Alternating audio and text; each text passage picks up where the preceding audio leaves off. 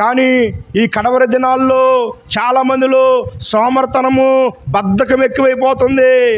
సుఖభోగములు ఎక్కువైపోతున్నాయి. సుఖభోగములు ఎందుకు ప్రవర్తించినది బ్రతికుండి కూడా చచ్చిన దానితో సమానం అంట. ఎంత సుఖమరిగిపోతున్నారంటే జనము మందిరములో ఒక గంట ప్రార్థనలో కూర్చోలేకపోతున్నారండి. అంత సుఖమరిగిపోతున్నారు.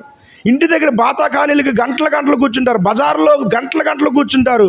మందిరంలో ఒక గంట కూర్చోడానికంట వాళ్ళకి సహకరించట్లేదంట. హల్లెలూయా. ఎక్కడ మందిరంలో ఒక గంట కూర్చోలేకపోతున్నారు. మందిరానికి సమయానికి వచ్చి మందిరంలో దేవుని ఆరాధించలేకపోతున్నారు. మరీ సుఖమరిగిపోతున్నారు.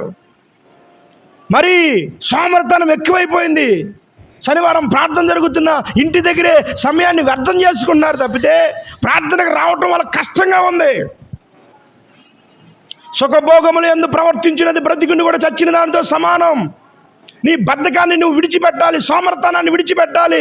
నువ్వేదో అనుకున్నావు ప్రియమైన దేవుని బిడ్డ, ఈ కడవరి దినాల్లో దుష్టుడైన అపవాది వాడి సమయం కొంచెముగా ఉందని ప్రతి క్రోధము గలవారై ప్రతి కుటుంబంలో కూడా సమస్యలను తీసుకొచ్చేస్తున్నాడు. ఏ కుటుంబం కూడా నెమ్మది లేదు. భార్య భర్తల మధ్య సమాధానాలు ఉండట్లేదు, పిల్లలకి తల్లిదండ్రుల మధ్య సమాధానాలు ఉండట్లేదు. ఆర్థికమైన సమస్యలు, ఆరోగ్యపరమైన సమస్యలు, కుటుంబ సమస్యలు, అనేకమైనటువంటి సమస్యల చేత కుటుంబాల్లో సాతాను పనిచేస్తున్న దినాలు ఇవి. ఈ దినాల్లో నువ్వు బద్ధకంగా సోమరివై తెల్లారిందాక పనుకుంటే నీ సమస్యల నుంచి విడుదల పొందలేవు. నీ ఉదయమునే లేచి 3 గంటల నుంచి 6 గంటల లోపు కష్టపడి మోకరించి ప్రార్థన చేస్తే ఆ ప్రార్థన సమస్యల నుంచి నిన్ను తప్పిస్తూ ఉండిద్ది. నీకు బ్యాంక్ బ్యాలెన్స్ ఉందేమో, నీకు ఉద్యోగం ఉందేమో, నీకు ఆస్తి ఉందేమో, నీకున్న ఆలోచనలు, నీ తెలివితేటలు, నీ జ్ఞానము, నీ డబ్బు సమస్యలను పరిష్కరించలేదు. నీకు వస్తున్న సమస్యలను పరిష్కరించగలిగింది ఒకే ఒకటి ప్రార్థన. ప్రార్థన.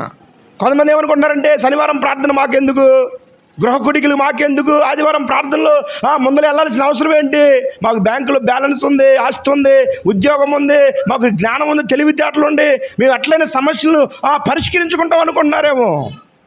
ఒక సమస్య నీ కుటుంబంలోకి వస్తే తల్లక్రిందులు అయిపోతావు. డబ్బు, జ్ఞానము, తెలివితేటలు, ఆస్తి ఏది సమస్యను ఏం చేయలేదంటే పరిష్కరించలేదు. హల్లెలూయా.